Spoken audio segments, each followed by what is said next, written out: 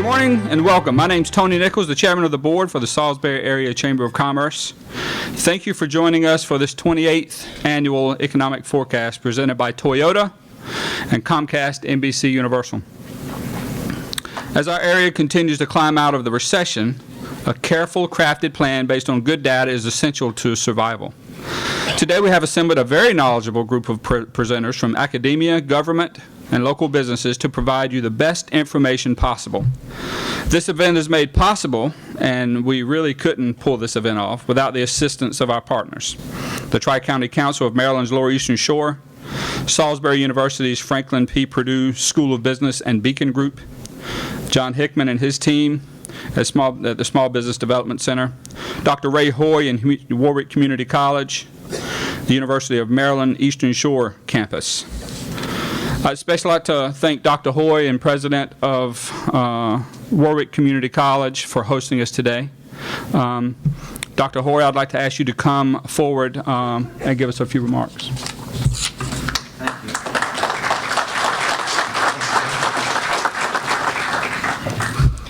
you. Good morning, everyone, and welcome to your community college. Warwick is proud to be a partner with this annual economic forecast, and we've been a partner since it began. It's a great opportunity, and we're delighted to host this year's event as we celebrate our 40th anniversary serving the education and training needs of residents and businesses of the Lower Eastern Shore. Certainly, higher education is an economic driver in our community, and economic development and workforce preparation are central to Warwick's mission. As an institution that was designed to serve Lower Shore, we have a profound impact on the Lower Shore economy. Just consider that annually we serve over 10,000 residents, and 90% of our students stay in the community even after they go on and earn advanced degrees. Warwick's programs are developed to address the local workforce needs. Every credit program has a program advisory committee made up of local employers to provide the essential input into our curriculum to make sure that we keep current with industry's trends. We teach skills that local employers require. Our old slogan, training local people for local jobs, is still our mantra. And we support local industries to strengthen their businesses through our continuing education and workforce development offerings. Jamie Marasotis, the president and CEO of Illumina Foundation, said, "Research shows a direct correlation between thriving communities and high levels of college-level learning. Regions with robust levels of education attainment have stronger economies, greater individual earning power, and better quality of life." Now, in spite of 2 universities and a community college, as a region, we're underperforming. The percentage of working-age population 25 to 64 with an associate's degree or higher here in Economical County is only 35%. Statewide is 46%, and the state goal is to be at 55% by 2025.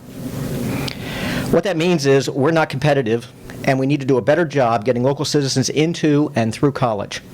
And by the way, in case you're wondering, Worcester County's percentage is 37%, 2 percentage points higher than Wicomico.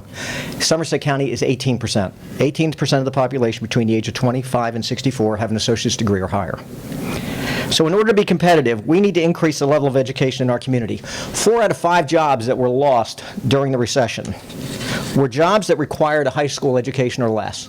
And those jobs aren't coming back. So we need to educate our citizens to prepare them for the new and emerging economy, some of the different jobs that we're going to be talking about today and hearing about today. And we have to do that in order to sustain our quality of life and our economic viability as a region. Here at Warwick, we're proud of the role we play in economic development in our region, and we look forward to today's forecast in order to help us develop ongoing strategies focusing on how your community college can continue to support you. Thank you, and I hope you have a great day and enjoy this event, and I hope that the rain leaves us alone as we wander between buildings at noon. Thank you so much.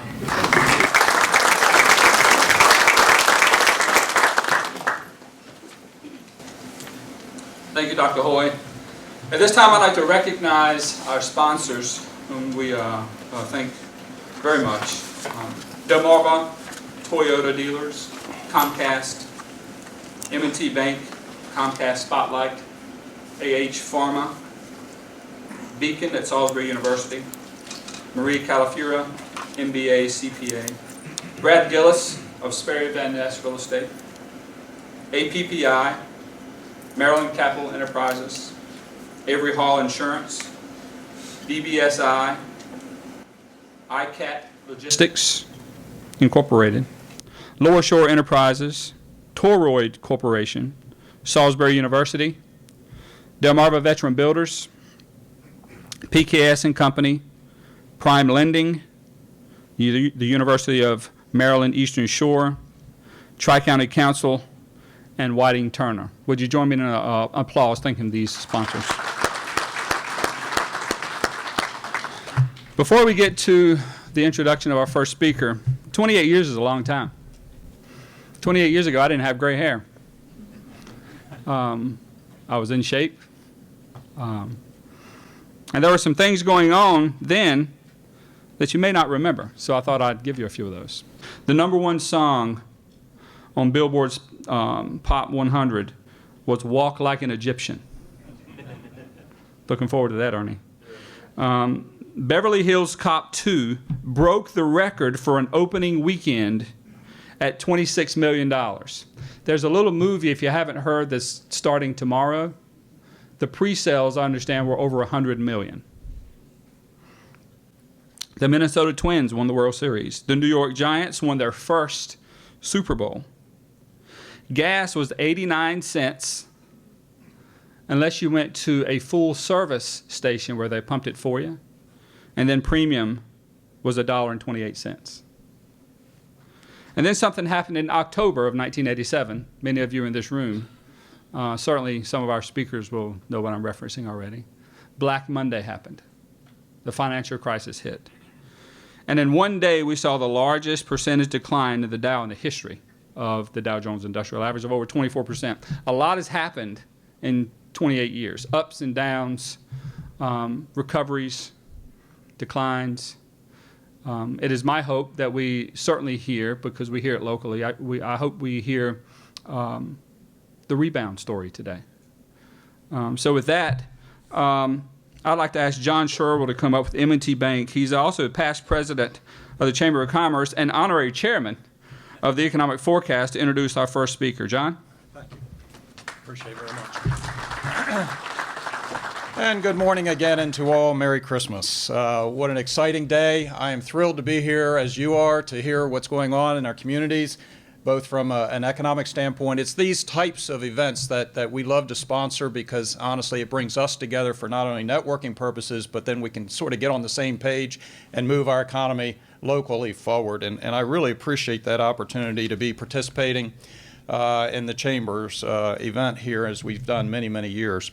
Do want to recognize just a couple of people. Don't ask for applause, but I just want to notice that we have a couple of our local directors here with us, Jim Morris from Shore Distributors and John McClellan for SVN Commercial Real Estate Partnerships. So we really appreciate their being here. And a couple of my associates that if you don't know them, please take the time and a networking opportunity to say hello. From our branch network, Tara Blaine. From our commercial side, Brian Allen. And of course, most everybody knows Gene Malone. So please say hello to them, and we appreciate it. It's my pleasure to present to you our first speaker today, and also a good friend of ours who have been to the shore so many years and understands the shore and actually loves the shore because it gets him out of Buffalo, particularly in the middle of winter. It's my pleasure to introduce to you Gary Keith, Vice President, Regional Economist of M&T Bank. Throughout his 30-year career at M&T Bank, Gary has provided economic research and analysis support to M&T's executive management and the commercial banking business units. In addition to giving frequent updates to business and trade groups and the Federal Reserve Bank of New York, he holds regular discussions with M&T customers, helping to tie together the economic variables that describe the macroeconomy with real-world decisions that us as business people make every day. Mr. Keith has his Bachelor of Science degree from Niagara University and an MBA from the State University of New York at Buffalo. He is a member of the National Association for Business Economics and writes a monthly column on regional economic trends for the Rochester Business Journal. In addition to his economic analysis role, Mr. Keith also manages the bank's commercial market research department. And with that, I would ask you to give Gary a warm Eastern Shore welcome.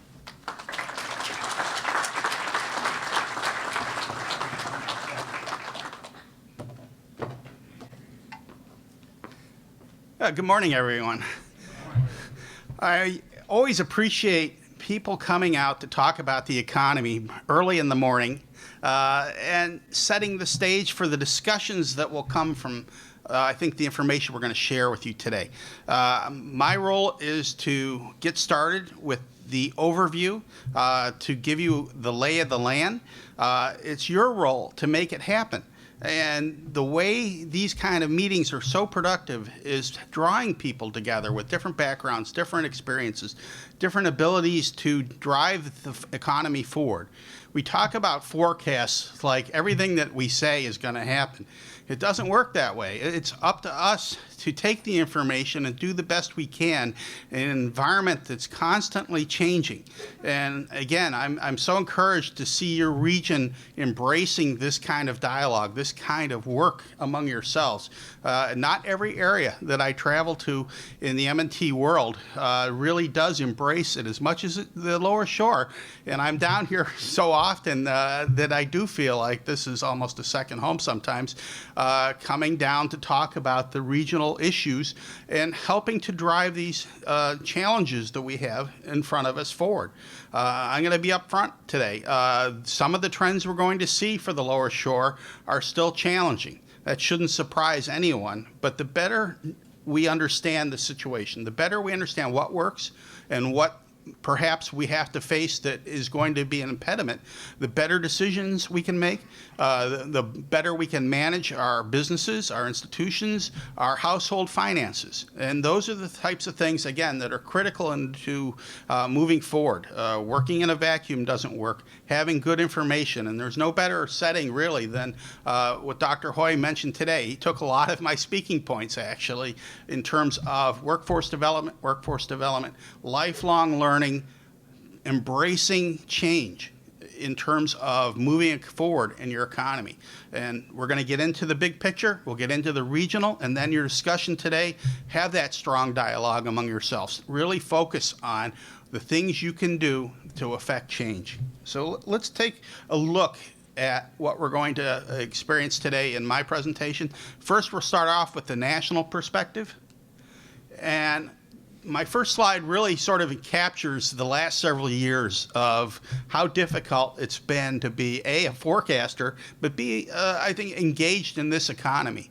If you look at the left-hand side of this graph, this is GDP growth for the nation, and it's been stuck in the terrible twos over this entire sort of recovery. We haven't been able to break free of the gravitational pull of this slow economy.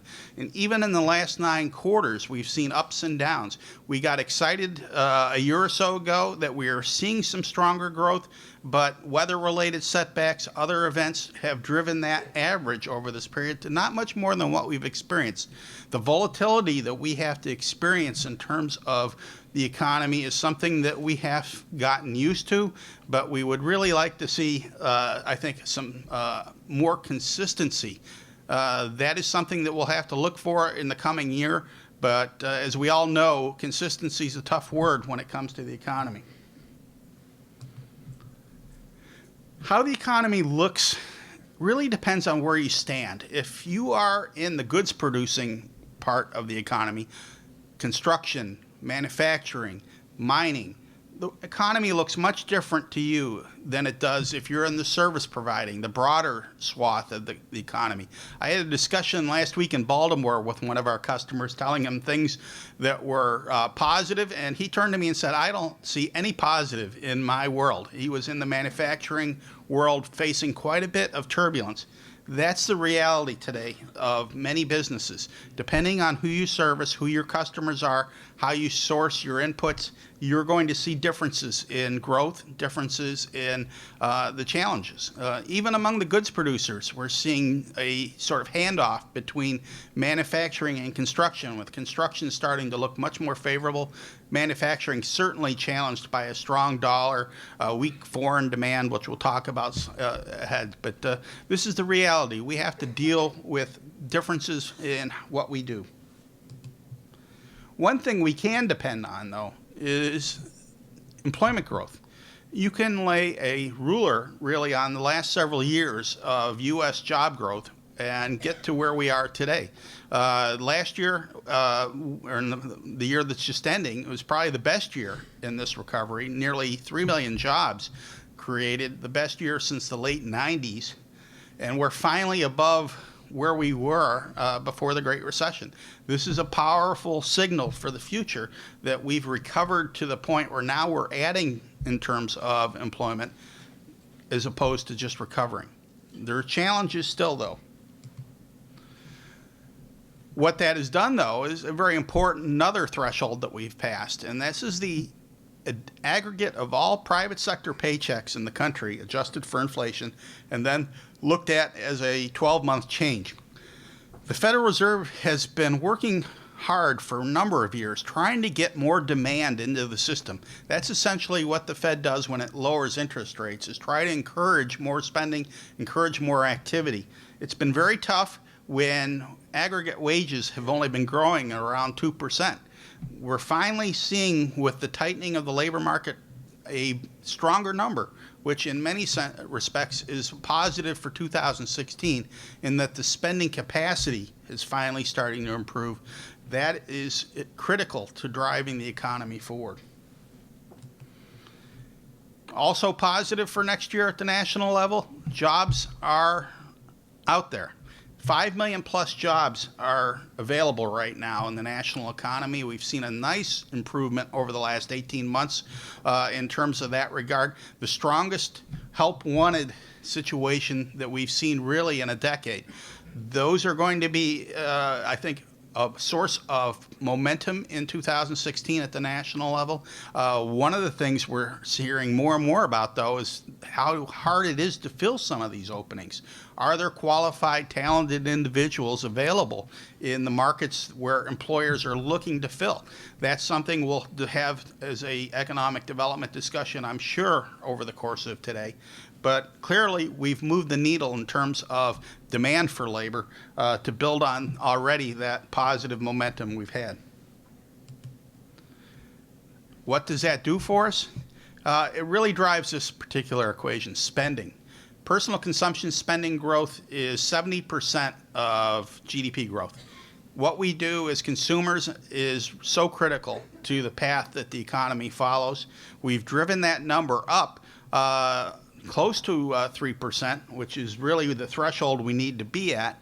We were actually doing a little better earlier in the year, and consumers have gotten a little cautious as we've entered the final quarter of the year. I think it will be very interesting to see how the holiday shopping numbers come out when we get this data sometime early next year, because this is what the economy's underpinnings are based on. As much as we have all the global headwinds and other elements of the economy that help with the ups and downs, the swing really is dependent on what consumers do. They're in a better place to spend. Now we have to see how we get those dollars into the economy. So our forecast for the national next year, I think this year economists are being very cautious in their outlook. We've been burned as a profession for a number of years of promising next year is the 3% year. Next year is the normal year. This is not something I think we're all willing to go out on a limb on right now. We have a lot of turbulence still to talk about in the global economy.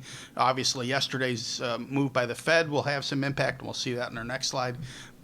I think what we can say comfortably, though, is there's a strong floor to growth for next year with some upside if we get some better tenor and tone in some of the aspects that have been headwinds to us.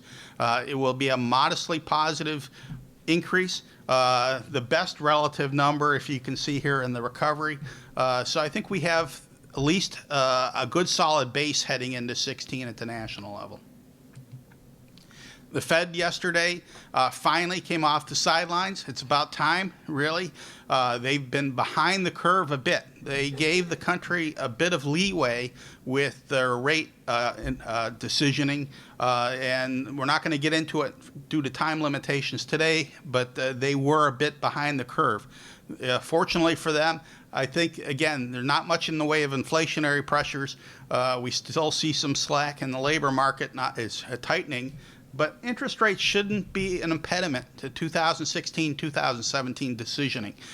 Very modest moves on the Fed's part in terms of increasing short-term rates, which rather than federal funds here, we're using the 1-month LIBOR as a proxy. They're almost identical in terms of their fundamentals, moving up really to not that high by historic standards in short-term rates by the end of 17. Longer-term rates, we expect not to move up that much. The Fed doesn't have direct control over those rates, but they do move in tandem to fundamentals and expectations. And the expectation is that the global demand for money, the global headwinds that are shaping that demand, will keep the longer-term rates favorable, which should, again, encourage investment in real estate, not derail anything in terms of a housing recovery. It'll make it modestly more expensive, but the trumping factor, again, is more people with more jobs with more money to spend. So we're getting back to normal, right? That looks like it's something that we can all feel better about for 2016. Well, certainly we live in interesting times. The challenge again for the country, the challenge for the state, the challenge for the region is putting people to work.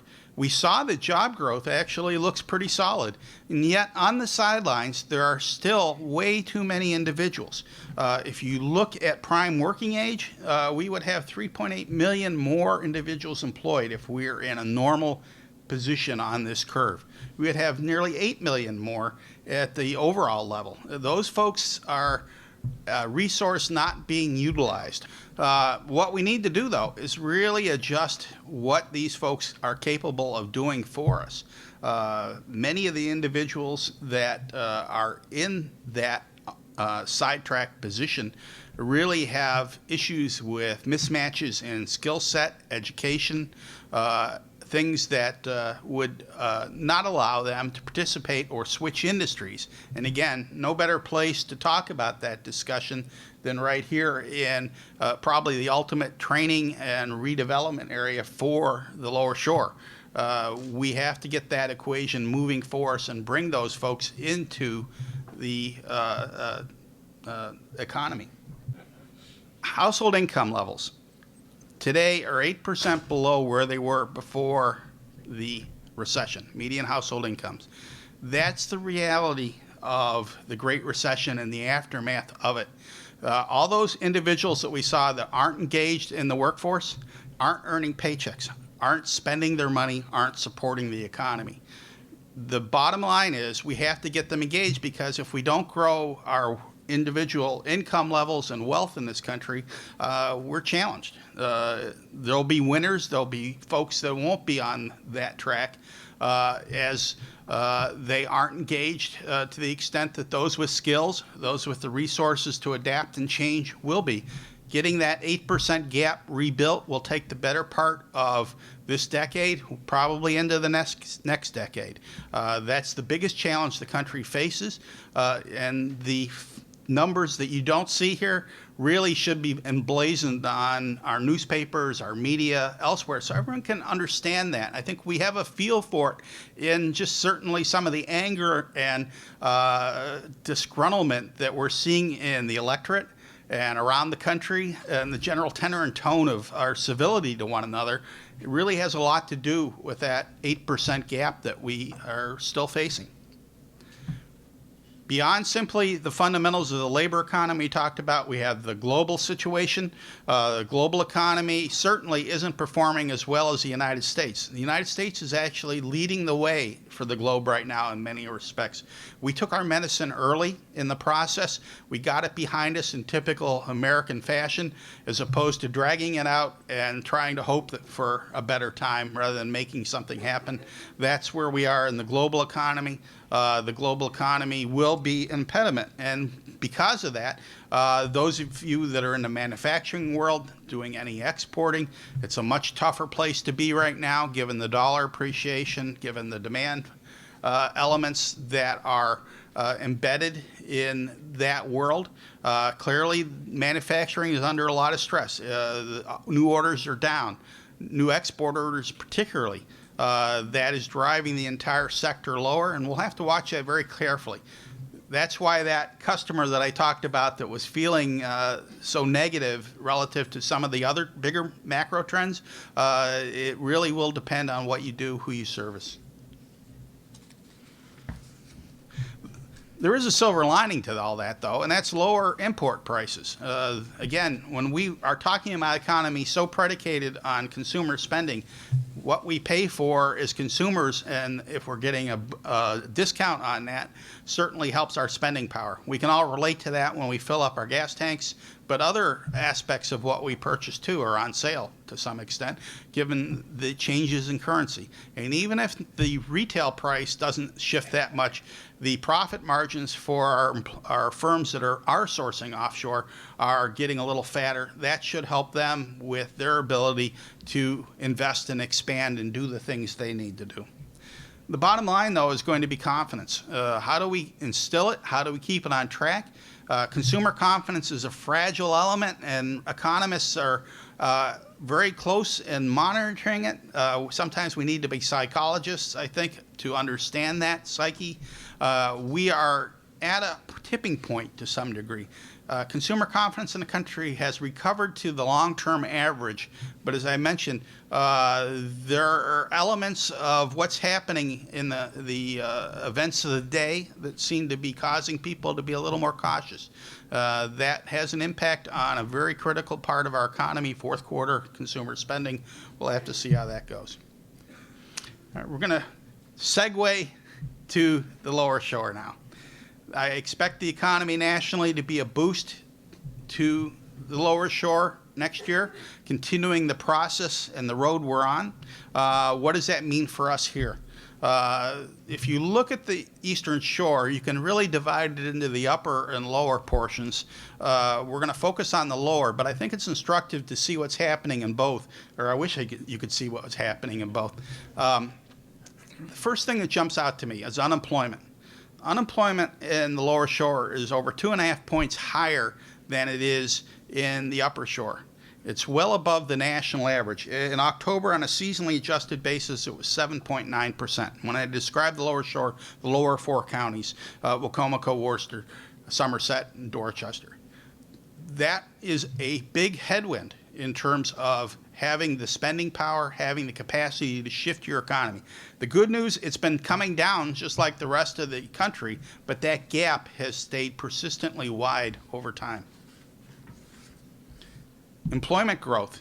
Upper shore, about 75% of the growth rate of the U.S. in terms of creating private sector jobs, creating over 2,000 net new jobs since the end of the recovery.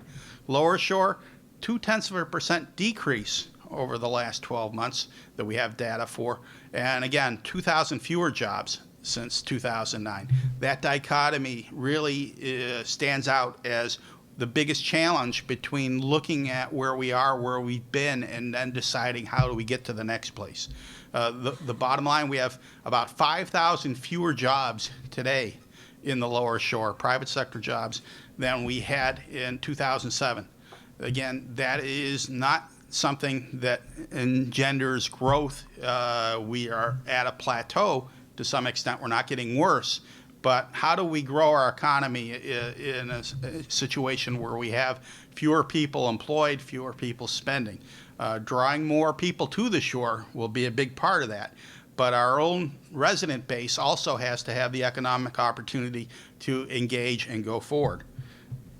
Where has the stress been? Remember up front I mentioned it depends on where you stand. Goods producing sectors in the lower shore have borne the entirety of that downturn. Over 5,000 fewer jobs in manufacturing, construction, mining, and not much of that probably here, but manufacturing, construction certainly, over that period since 2007. The rest of our broader economy actually up slightly over that period. So the entirety of the pain really concentrated in a sector of our economy that represents probably 25 to 30% of who we are. The other 75% of who we are actually moving forward, but the headwinds created by that drag certainly have been felt and will continue to be felt. The biggest drag is the exiting of individuals from those industries from our labor pool. Rather than retraining, getting into other industries, they're just exiting, period. Some of that may be due to demographics. Probably about half of it follows national trends. The other half is, what do we do with individuals that need training, need new skills, need to understand that their working years are still ahead of them, and engage them. And again, that is a big part of the economic development story coming in the years ahead of us, and hopefully today as we discuss among ourselves. Let's switch to gears, a couple good news stories about the Lower Shore. This was one I was really looking forward to showing you as well. Home sales. We know that real estate is an important part of the activity levels in the Lower Shore. We passed a very important threshold in the past year or so in terms of existing home sales, moving up above the average over the long term from being severely depressed immediately following the onset of the recession. That is a good element, much like the labor number that I showed for the U.S. We're moving into a positive territory as opposed to recapturing where we once were. That will absorb those existing homes. As they become more absorbed, we'll get into demand for newer homes and construction. That hasn't started yet on the Lower Shore, but it will be. We're starting that process and moving into the best place we've been in this recovery. What sectors can we focus on that are positive? Eds and meds, education and healthcare. The impact, as Dr. Hoy mentioned, of what the college and university can do for us here in terms of both direct employment, but also their impact on the overall communities.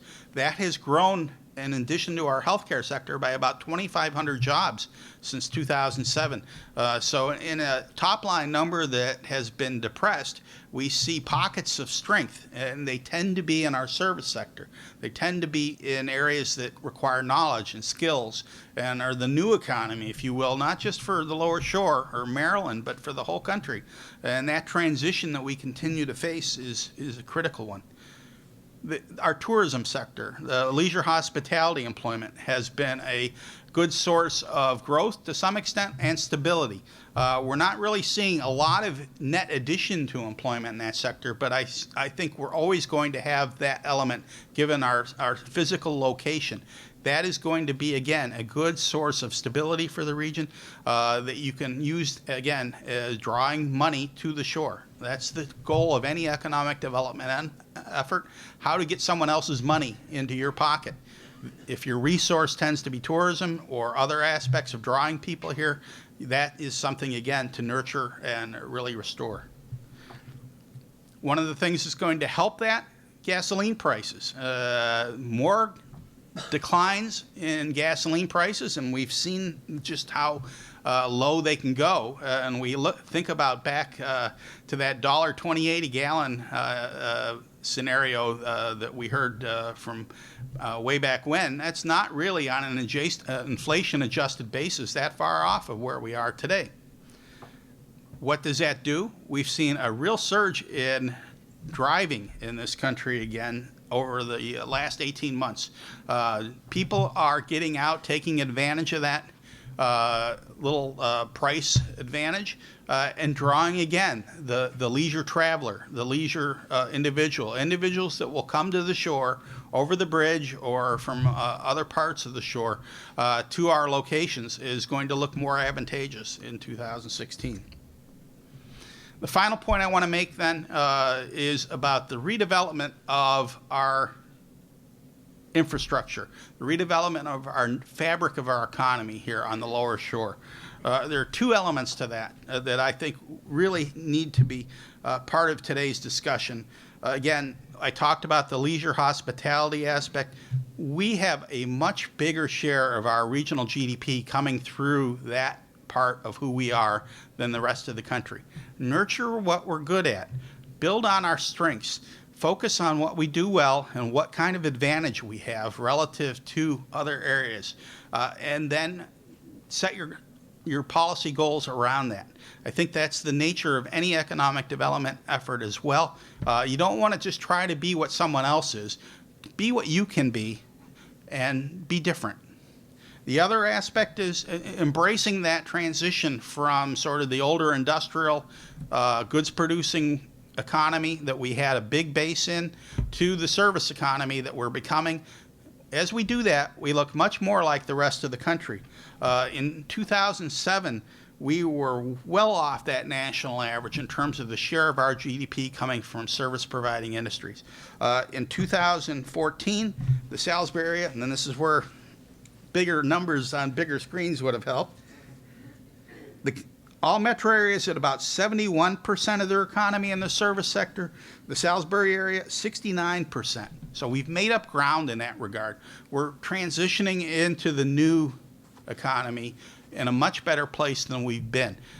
We have to have that discussion about bringing people along with that transition, building on it, and with that, we'll look a lot more like the rest of the country, a lot more like the Upper Shore, a lot more like Maryland overall, and that will help us in terms of avoiding these shocks that we saw with the Great Recession, looking to the future in terms of knowledge-based industries, and I don't mean that in terms of everyone being a chip fab or a technologist, but using knowledge for everything that we do, and it's so critical in the global economy that we participate in, that we have that ability to understand. And with that, I think that is a great transition into the rest of our presentations today, helping understand, helping having that discussion, helping to move the Lower Shore economy forward. We have our challenges, but we have an opportunity, and that opportunity starts today with this kind of a discussion, this kind of meeting, getting people together to plan for the future. So with that, I'm going to move on with your day. Our next speaker will come up and hopefully continue the progress that we're making. I appreciate, again, being here today, helping you to understand the economy. Our slideshow will probably be available somehow through the chamber to those of you that are really interested in hard numbers, looking at trends. Again, pictures can be so informative, but we'll do the best we can to navigate in that environment. And again, thank you very much.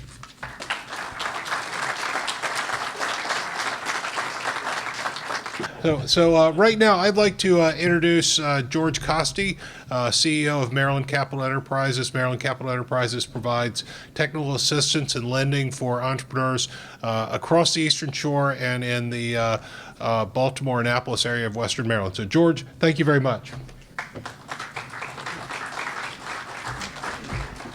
Good morning. Our next speaker is no stranger to us. Dave Ryan, Executive Director of the Salisbury-Wycomico Economic Development Corporation, is going to give us an update on the economic environment in our region. But first, let me tell you a little about Dave and his background. Dave was named Executive Director of the Salisbury-Wycomico Economic Development Corporation on October 3rd, 1993. Based in Salisbury, Maryland, the Salisbury-Wycomico Economic Development Corporation was founded in 1968 as a public-private partnership charged with strengthening the local and regional economy through the attraction, retention, and diversification through the community's economic and employment base. Dave began his career as a sales representative for the pharmaceutical firm of Warner Lambert. After district, key account, and divisional assignments, he assumed the regional manager Northeast position in Rochester, New York. Born and raised in Salisbury, Dave received his undergraduate degree in marketing and economics from Old Dominion University and his master's of business administration degree from Salisbury University. Dave serves on numerous boards and commissions and is a past president of the Maryland Economic Development Association. Dave lives in Salisbury with his wife and 3 children. Let's give a warm welcome to Dave Ryan.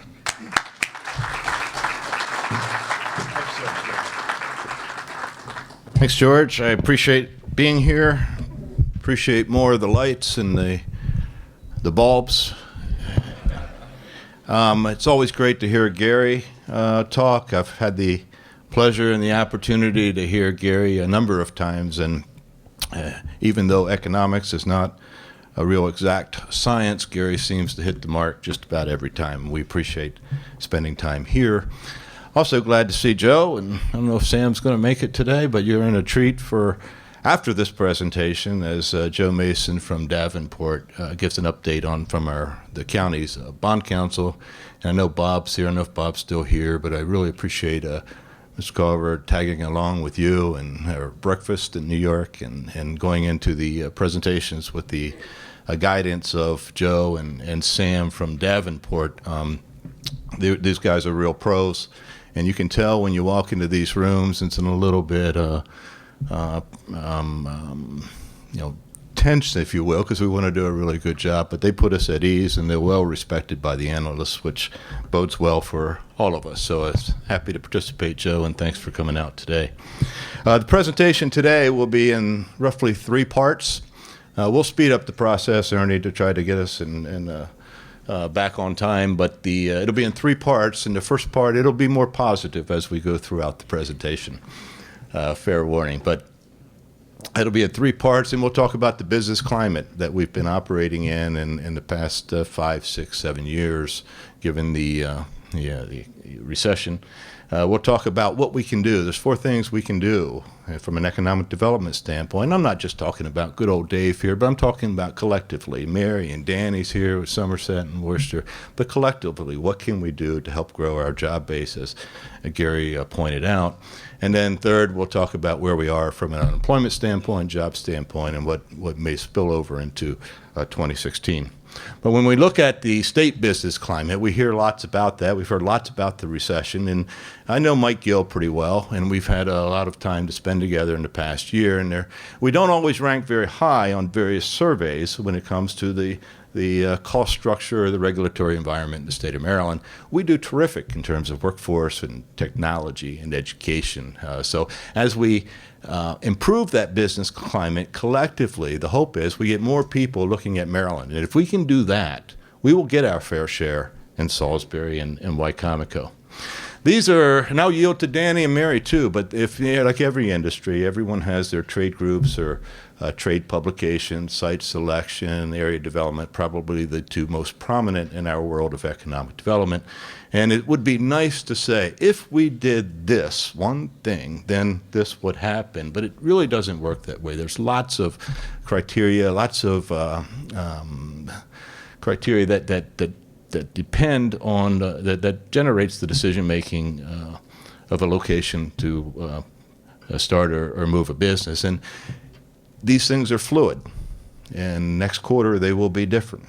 There's some commonality, and if we're talking about manufacturing, not just in Maryland, but in our country, we've seen a more sophisticated approach to choosing a location for your business. And these are pure business factors. What's not included are the personal preferences, which in my experience plays a huge role. But typically, people will look at a region for a place for their business. They'll look at real estate and properties, and they will find multiple sites. It's then that those personal issues, school systems and quality of life and the safety of the community, the housing affordability, those types of things become really, really important in a locational decision.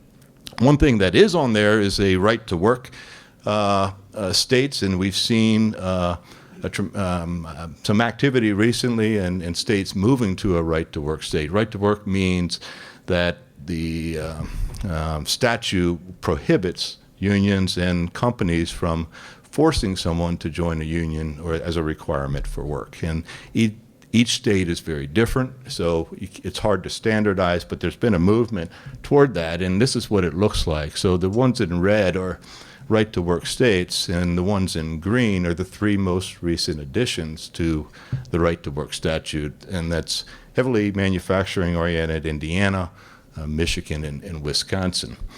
So we're the kind of like the southernmost area in the northernmost eastern part of the United States that is not right to work, and that's not the end all. I don't mean to suggest that by any stretch of the imagination. It's just part of the economic climate in which we're competing these days. And then, as Gary aptly pointed out, we have something called the Great Recession we've been working through, and this is a chart of job counts. And when I say jobs, I'm talking about jobs within the jurisdictional lines of Wycomico County or the jurisdictional lines of the state of Maryland. When we talk employment, I'm talking about someone living in Wicomico County that is employed. That job may be within the jurisdictional lines of the county. It may be in other counties or other states even. So Wicomico is this line right here. And I guess she put diamonds on it. But you can see prior to the official start of the Great Recession, we're adding lots of jobs at a far greater rate than Maryland or the country as a whole. And we've indexed these to 100 so that we can get them all on the same chart and we can really compare the trends. So throughout this period, we're adding lots of jobs almost in every single sector across the board. Construction, professional business services sector really driving a very strong job growth prior to the official start of the recession. In construction, these are your pavers, your carpenters, your wall trimmers, your roofers, and professional business services. These are your engineers, your architects, your surveyors, your paralegals, mortgage brokers, real estate folks, things like that, driving the economy. And then it came to a halt. And if on the other side, if it feels like we're lagging and the recovery is a longer recovery for us on the lower shores, because it is. And the reason is we had a higher fall, number one. And two, I think we're probably more reliant in a rural area on the residential construction market. So those people that were in that market, that were out of work, had to find some other work, had to find some retraining, and they're employed somewhere else. And what we're going to see, I think, is as that market comes back, the labor force and the marketplace and the employment, it tightens up. So if you're an employer looking for employees these days, you're probably experiencing a more challenging time finding them, and I expect that trend to continue. We did start to see some improvement in 2011, 2012. We thought finally we're on the uptick, and I think a lot of that, and again, it's not an exact science, but Maryland enacted their Foreclosure Modification Act, which basically stalled some of those foreclosures, and we all hope that helped some folks stay in the homes. It also delayed that process somewhat, and they started coming, the foreclosure notices started coming back on the market right about in 2013, 2014. So today in the residential construction market, we're not seeing a whole lot of new construction. Sales are great, right? I'll yield to Mr. Martin. I know Bill's here too. Sales are terrific, and hopefully in 2016 we start to see a rise in the price points as we work that inventory level down. So that is all the negative we're going to talk about right now. The rest of it's really positive, really cool stuff, and lots going on in the Salisbury market area. 4 things we can do. First, Economic Development 101, and I know Mr. Fowler's here, and he'll likely agree with that. Retain and help the existing base grow. If you look at employer or businesses, 70–80% of revenue next year will likely be generated from customers they already have this year. As a corollary, in any community, virtually all new jobs next, or a large percentage of new jobs next year will be created from companies that are already here. So it wouldn't be smart, it wouldn't be prudent if we just focused on the new without focusing on the existing. And it has been a challenging time, especially in the manufacturing sector. And no one knows it as perhaps as well as I do, and given the manufacturing climate we've experienced in the last 5 years or so. So the more we can work with our existing base, the more we can penetrate, the more we can ask, what can we do for you? How can we help you explore new products? How can we help you explore new markets? How can we help you? And we were on a call yesterday talking about how can we help you become more efficient? The more we can do that, the better off we're all going to be. We also know nothing lasts forever. We also know attrition will occur. And we look back at the industrial base in our community, and we go back to the 70s, and we had 10, 11, 12 textile plants employing 2,000 people, right? There's nothing we did to run them out. Nothing the city did, the county or the state of Maryland. We're still all wearing shirts. It's just they're just made somewhere else in our world. In the 80s, we saw another cluster under President Reagan. You remember his mantra of peace through strength and SDI and Star Wars. Or not the current Star Wars movie coming out, the old Star Wars movie back in the 80s. But we saw a build-up in the defense industry, and we capitalized on it, perhaps on our proximity to Washington. Grumman came to town, Maytech came to town, K&L really blossomed, and all of a sudden we were able to replace those lost textile jobs with defense and electronic jobs. There was an outbreak of world peace in the early 90s, and the wall came down. The Soviets became our friends. It was great for me, you, our kids, and society. Not so hot for our defense jobs. And those same companies that added jobs in the 80s began to downsize, and yet at the same time there was another opportunity, something called digital communication or cell phones. And with the same people and the same technology and the same knowledge and the same equipment and the same facilities, we could not only sell to the Pentagon, but we could sell to Nokia and Motorola and Lucent and others. And all of a sudden we had a cluster of microwave that naturally evolved. Did we help finance some of them? Guilty. Did we help set up incubation space, Bob and Jay? Absolutely guilty. Did we help train? Absolutely. And we built that cluster. And if you look around today, look at the life science sector. Arguably, Cadista Pharmaceuticals is probably the fastest growing pharmaceutical company in the United States. Generic pharmaceutical, Liz, generic pharmaceutical company in the United States, probably in the state of Maryland. You combine that with Zoetis in the industrial park, and Trinity Sterile, which is 125 people making sterilization kits, and Tishcon with 145 people with supplements and vitamins. All of a sudden we have this cluster of life science companies. We compete with other communities that are terrific communities throughout the Mid-Atlantic region. And it used to be that we could have a nice industrial building of 100,000 square feet with 10 truck docks and 28-foot ceilings, and we were probably a lower cost operator than some of our Mid-Atlantic competitors. We're seeing lots of those buildings throughout the Mid-Atlantic today. So what else can we do to promote our community above and beyond the property, above and beyond the real estate? What makes us unique, as Gary was talking about? Danny, you've got some great port facilities down in Crisfield, and Mary, the Muriel Select is a unique facility. It's not for everybody, but there's somebody out there that can use that. It has multiple buildings. I'll yield to you, but it's 65, 70,000 square feet of space, something like that. And we have an airport here. Not every community has an airport with 6,400-foot runways and an industrial park there. So capitalizing on, like as Gary suggested, capitalizing on those assets that we do have here. And then telling our story. And it's more than just the airport. It's more than a port. It's more than the educational system. It's you can come here to grow your business. You can be successful here, and we can tell you lots of businesses that have done that over years. So let's tell our story, and let's be unique on how we tell it. The third thing we can do is fill the positions we have open. And I think Katarina and we're well-versed on the Eastern Shore or Lower Shore with this, started a welding training program at Toroyd Corporation, and I was thankful that she invited us to the ceremony honoring the 9 graduates who received their certification in welding, and they received a certificate of excellence on one hand and a job application on the other. The more we can do that, the more we can connect people that really want to work and that are looking for work with jobs that are open, the better off we're going to be. The more we can equip those people with the skill sets that's demanded by industry today, the better off we're going to be.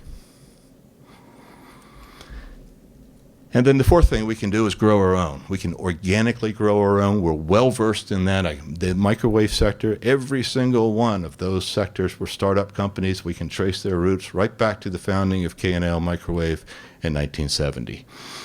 So what kind of assistance can we be? What kind of centers of entrepreneurship can we create? Or is it incubators, accelerators, a co-work space? Is it makerspace, James, wherever you are? This type of thing. So we can build that ecosystem where people want to start a business here, where people find it easy to start a business here, where people can be successful. Think about the area, the opportunities in agribusiness and technology.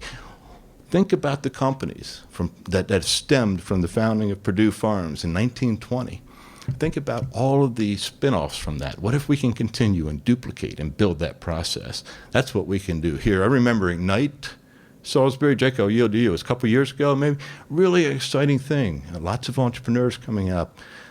Same thing with TEDx coming to Salisbury. This is a commercial a little bit, and at the end of January 30th, something like that. So it's TEDxSBY.com, I think. Cool stuff in the entrepreneurial world. We've showed market improvement since this time last year. These are employment numbers. So if the second quarter employment jobs report came out earlier this week from dollar. And in Wycomico, we yielded about 1,000 more jobs in the second quarter of 2015 than we did the second quarter of 2014. And very similar stats with their counterparts in other communities. So the trend has been employment growth, and this is employment. It's not jobs that we're looking at here, but pretty strong growth. And I think we'll see that, Mr. Mason, sir, when we go to New York on the income tax collection side, because more people are working, and the analysts have said as much on that. I remember going back into the city council of, I think it was a couple years ago, and it was just an update to the city council, and President Jake Day at that time of the city council said, Dave, this report came out from this U.S. Conference of Mayors, and we're not doing so hot over here. And he's looking at me, and I'm thinking, Jake, you just can't look at all these reports coming out. We don't know who these folks are. We don't know the methodologies. And he said, okay, Dave. And now it came out, and we're doing a whole lot better. So now I've changed my mind. These guys are a pretty good organization here. These guys, methodology is right on target, and we're moving forward in a very positive direction. At the end of the day, it's all about people. I remember I'm from Salisbury, and thanks, George, for the kind introduction. At the end of the day, I'm from Salisbury, and I don't remember who told the story, but I'll never forget the story itself. And I was playing football at, excuse me for one second. I was playing football at the Salvation Army. We used to call it Red Shield. Actually, I was watching others play. I usually was kind of like a substitute on kickoffs and stuff like that. But the other guys did a great job. But I was on the team, and we had a banquet that at the end of that year. And I can't remember who told the story, but I'll never forget the story. And it started with a father who returned home from work one day, and he was greeted at the door by his son. And his son says, Dad, can we play catch tonight? And the dad said, I've had a really long day at work, and we'll play catch. I just want to rest for a few minutes. And the son ran to his room, and 10 minutes later he comes back and says, Dad, can we play catch tonight? Dad said, sure. And he sat down, he picked up a paper and picked up a magazine and loosened his tie and said, I just had a long day. Hasn't been all that good even. I want to rest, and then we'll play catch. So son runs back to the room, and sure enough, 10 minutes later, he comes down, can we play catch? And with that, Dad tore a page out of that magazine. And the picture of the page he tore it out was of the lower shore. And it showed all of the highways and all the streets and all the streams and all of the creeks and the employment centers and the universities and the healthcare centers and every nook and cranny of the lower shore. And he tore it up into relatively small pieces. And he gave it to his son. He said, take this back to your room, put it back together, and then we'll play catch. My son runs up to the room. Sure enough, 10 minutes later, he comes back with the map all put together, just like it was. It was in the magazine. I said, how did you do it?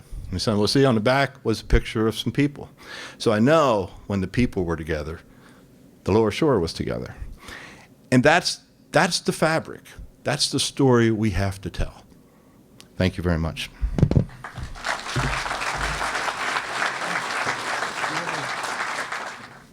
All right, Dave, thank you very much. Dave always does a great job, and I go to a lot of these type of forecasts, and there's always those great kernels connecting us to little pieces. I like that story. I'm going to have to put that in my my file folder. Now, our next presentation, we're going to hear from Joe Mason with Davenport & Company. Joe is a senior vice president as a public finance generalist who covers local governments in Maryland and Virginia. Mr. Mason has been a senior vice president since 2006 at Davenport. Prior to that, he was with Finch Ratings, covering the Mid-Atlantic region, and he holds a bachelor's degree from Wisconsin-Madison and an MBA from the American University. So, Joseph, thank you very much.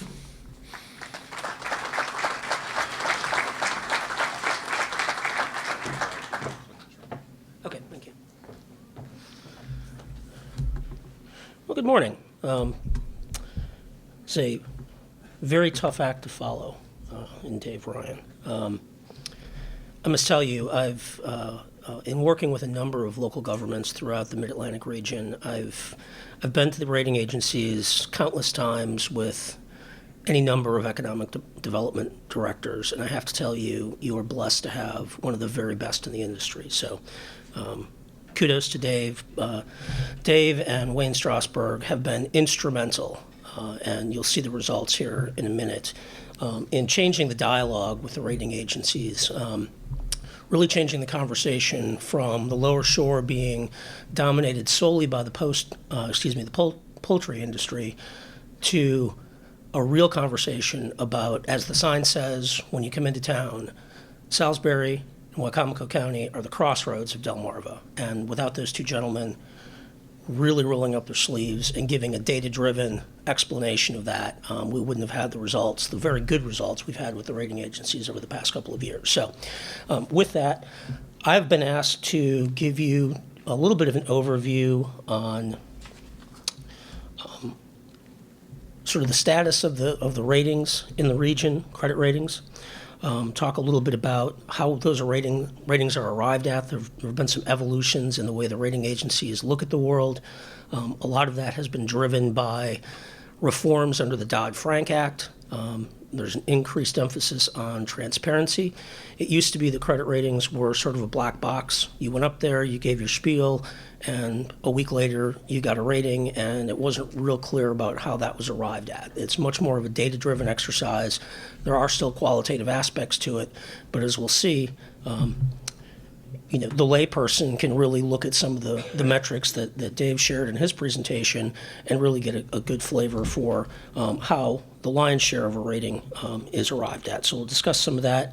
We'll talk a little bit about where the bond market is right now and at least one guy's opinion about where we might be headed.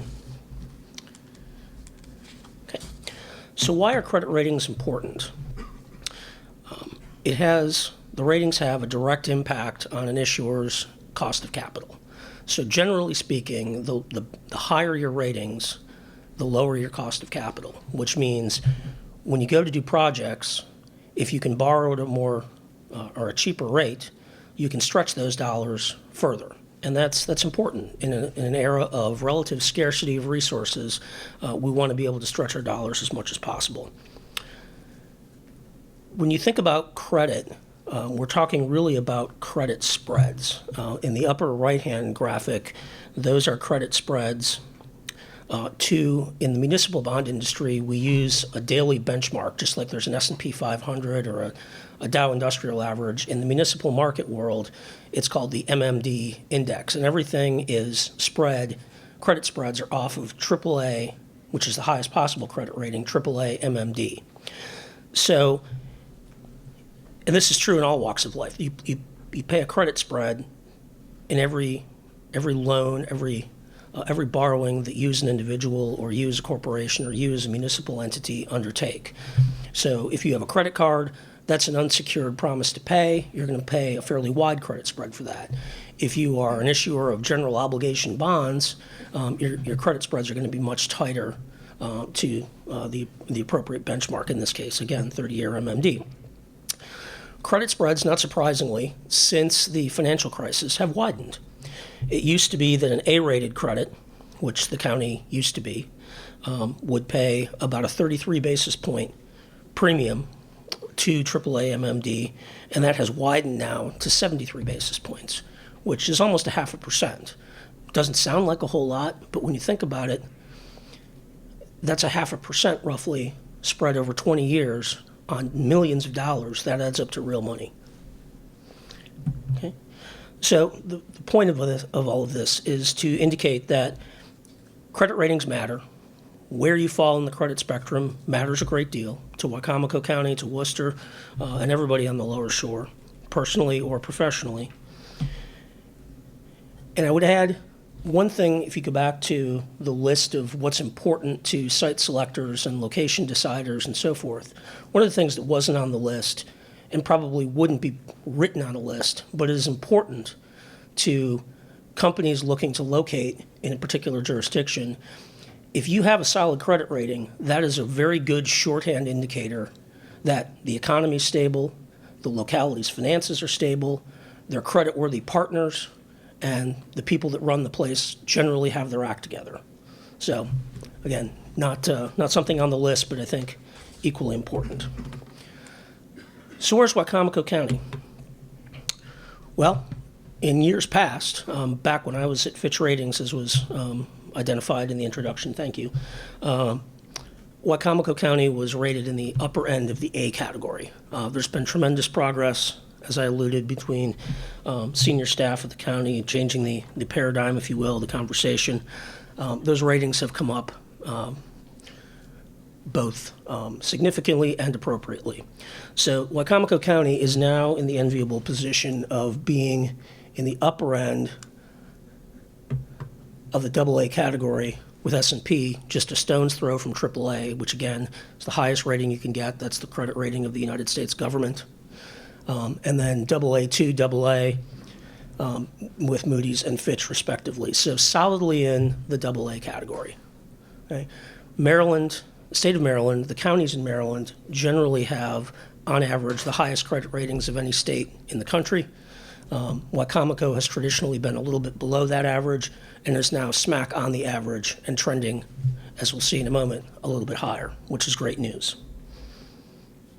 These ratings were most recently affirmed for a bond sale the county did just this past fall. So what are the agencies saying about the region? Moody's, the cover of the report is on the left. Some highlights of what they wrote are on the right. They've identified the county's strong financial reserve position as a strength, although they will tell you, if asked, that more is better, and we'll break this down just a little bit on the next slide. They believe that the county has very strong management and good financial policies in place that have been longstanding and followed very tightly. They recognize that the area has a sizable tax base, although it is a bit rural in character. And if you look at what could change the long-term rating up, one of the chief things that they've identified is continued growth and diversification of the tax base. Pro-growth efforts are important to them as long as they don't undermine the financial stability of the organization. So you can't, as a local government, necessarily cut your way to prosperity, but other things that were identified in terms of telling your story, streamlining, permitting, and other things that help promote business activity and business diversification are all well received. I said that the rating agencies had changed their criteria. Moody's has published what they call a scorecard, which gets you to roughly 60-75% of the rating. They have some qualitative aspects where they notch a rating up or down based on unique circumstances. I won't go into that, but a lot of numbers on the page here. I apologize for that. But the key takeaways are the ratings are now based on broad categories, these green things here. So the economy makes up 30% of a rating for Moody's. And that's broken down into the size of the tax base, how much that tax base is on a per capita basis, and the overall wealth levels and demographic factors of the locality. Finances, another 30%. Fund balances, we talked about. The trends, rating agencies are very much into trends. Are things growing, declining, what have you? And then liquidity, cash balance. Just as any business is applying for a loan, they want to see that you have some cash in the bank to weather a difficult period. Management is 20% of a rating for Moody's. That is made up of an institutional framework which applies to every local government across Maryland. They rate the institutional framework on a state-by-state basis. Maryland's happens to be AA. And what they're talking about there is what is the relationship between local governments and the state government? How much flexibility or independence do local governments have, and how much rope, if you will, does a state government give a local government?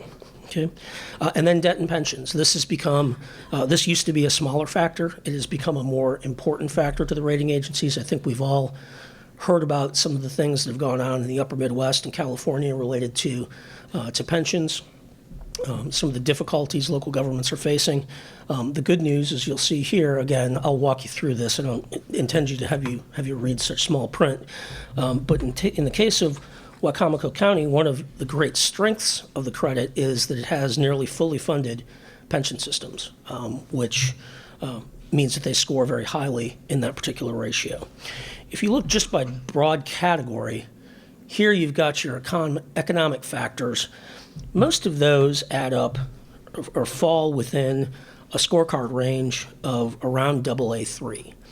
Now recall that Moody's rates the county AA2, so the rating is actually ahead of where the economic factors would have it, but that means that there are other compensating other factors that boost the rating up. Chief among them are the county's financial condition and the pension factors. The debt burden is actually a little bit lower, probably in the upper end of the A category. So in total, as I said, it all boils down to a AA2 rating, but this just gives you a sense as to how generally they add it all up. What could drive the rating higher with Moody's? Excuse me. Would be more commercial enterprises, higher paying jobs, and I think that particular goal, if you will, is properly aligned with what you all at the Chamber, Dave and everyone else are trying to accomplish. I'll go, in the interest of time, I'll go quickly through these. S&P also has a scorecard metric, although unlike Moody's, they won't publish it. They publish the criteria, but they won't tell you what your individual scoring is. But suffice it to say, we've been able to reverse engineer it as best we can, and the score for Wicomico County is actually on the next page, is a 1.8, and you see the ranges here. That falls basically right within the AA plus category. So the rating is where it ought to be for S&P. I think you've got a reasonable shot after demonstrating some additional job growth and diversification, a reasonable shot with Moody's of potentially going higher in the not too distant future. And similarly with Fitch, who does not have a scoring rubric that they've published. They're in the process of releasing new criteria that's really hard to describe and would be even more boring than I'm already being, so I'll spare you that. However, I do want to point out, if you look at this list of all of these things, these are all positive comments that are coming from Fitch Ratings. One would conclude from that their AA rating is a little bit light. And I think the next time we have a conversation with them, I think that's going to be a point of emphasis to try to convince them that they've already concluded in their write-up that the rating should be higher. They just haven't given you the benefit of that yet. So always good to have a project. So I want to talk a little bit about sort of where the market is right now. As you can see from this particular slide, when I was a freshly minted teenager, interest rates in the early 80s were upwards, for these are tax-exempt interest rates, were upwards of 13%. Some of you are probably old enough that you bought homes when your mortgage was in the 17 or 18% range. So we've come a long way down. We are near historic lows, although we're technically above those lows. In the graphic at the right, you'll see a more recent spread of interest rates, and this is a 20-year GO bond index. There's been some volatility. You see we peaked in fall of 2013, and then rates have come back down, and then there's sort of been up and down over the last year or so. Okay. This is a graphic of the municipal yield curve. So generally speaking, in a normal environment, which is 90+% of the time, the longer you borrow, the higher the interest rate. So there's an upward slope to the yield curve. So short-term money is a really low rate, 20, 30-year money is higher, again, an upward slope. With yesterday's announcement by the Fed of a quarter point to a quarter point change in the federal funds rate, and in anticipation of that move by the Fed, the yield curve has been flattening.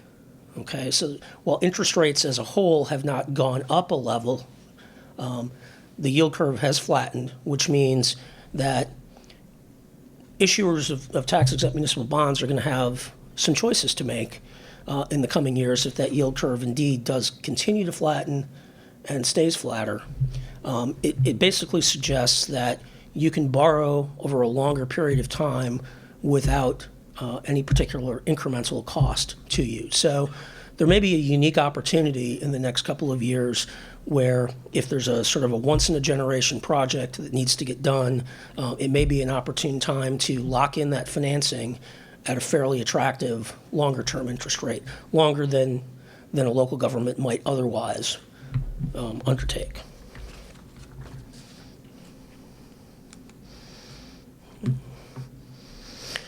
This is really a graphic. This is the 10-year Treasury bond. This is a proxy for what you could go as a local government and borrow money from a bank as opposed to selling bonds into the public market. Again, the message here is that rates are attractive currently. That's really all I wanted to say about it. This is a mess of a slide, but what it's attempting to tell you is that these little dots here are members of the FOMC and what their expectations are for interest rates as we move through time. So down here is time, this is a scatter plot, and over here is the level of interest rates. You can see that they all expect rates to go up, but by varying amounts. So I think we're in an environment where interest rates will rise, and again, with the flattening of the yield curve, it maybe presents a unique opportunity to take some action. What else might be coming down the pike besides rising interest rates? I would say as a general rule, in the financial crisis and the aftermath thereof, the recession that was spoken about, where Wicomico County had run up in terms of jobs and then plummeted pretty quickly, that's now recovering nicely. That period of time, and it's not true just for the lower shore, but across Maryland and frankly across the United States, local governments weren't feeling real good. And they therefore deferred a lot of important infrastructure. And that's a national conversation that people are having. It depends on which side of the aisle you fall on as to what to do about it. But I think both parties, both sides of the aisle are in agreement that this country needs to make a pretty important investment in our infrastructure over the next decade or two.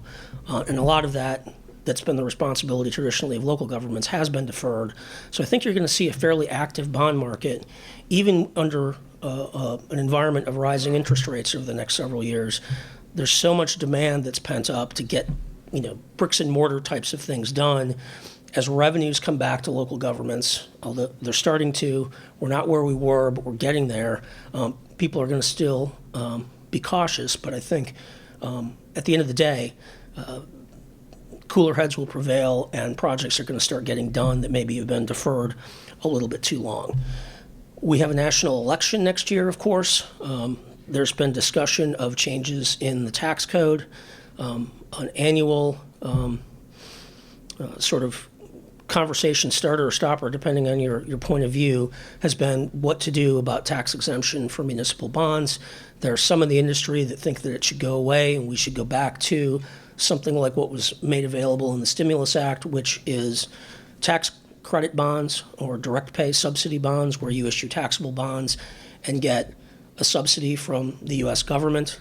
The taxable bond market, by the way, is much larger than the tax-exempt bond market. Tax-exempt municipal bonds exist only in this country, and it's about $300 billion a year, give or take, given the year.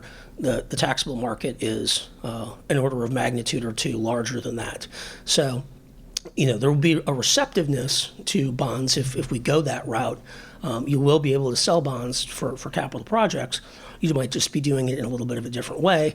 One thing that tax-exempt issuers are pointing to is, well, that's all well and good, but then you all enacted something called sequestration and reneged effectively on the promise that you made, which was that we would get a 35% subsidy of the interest on the taxable bonds that we issued.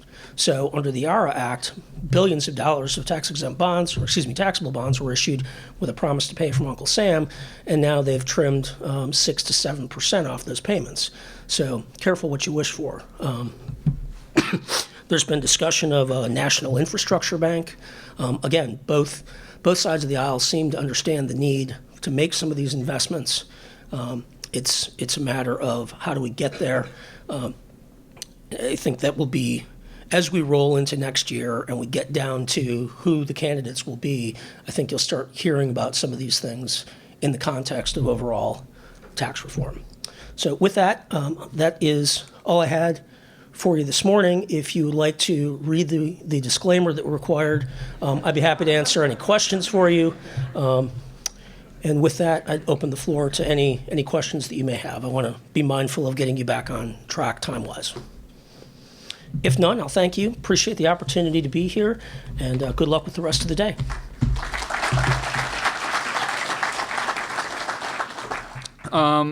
Indulge me for 60 seconds. I'd like to thank again our sponsors, Warwick Community College, Delmarva Toyota Dealers, Comcast, M&T Bank, Comcast Spotlight, AH Pharma, Beacon and SU, Marie Calafura, MBA CPA, Brad Gillis, Sperry Van Ness Commercial Real Estate, APPI Energy, Maryland Capital Enterprise, Avery Hall Insurance, BBSI, ICAT Logistics Incorporated, Lower Shore Enterprises, Toroyd Corporation, Salisbury University, Delmarva Veteran Builders, PKS and Company, Prime Lending, University of Maryland Eastern Shore, Tri-County Council, and Whiting Turner. Join me in thanking these guys once again.